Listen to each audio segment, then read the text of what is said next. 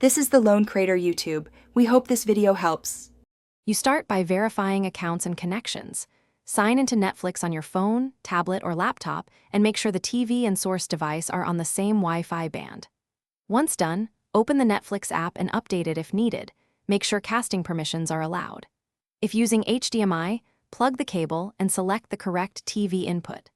These first steps reduce hiccups later and establish the secure path you will use to send video to the screen.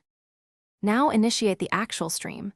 Tap the cast icon in Netflix and choose your TV or Chromecast device, or use AirPlay via Control Center and pick the TV. For screen mirroring on Windows, enable Project Connect to a wireless display and select the TV. If using HDMI, start playback and switch the TV to that HDMI input. Make sure to accept any connection prompts and allow a brief handshake. This ensures audio/video sync and prevents playback errors before you proceed. Finish by confirming full screen playback, and that audio comes from the TV. Adjust volume and picture settings for best quality. If Netflix refuses to play due to DRM, make sure you use the native Netflix app on the smart TV or switch to a direct HDMI hookup, because mirroring can be blocked.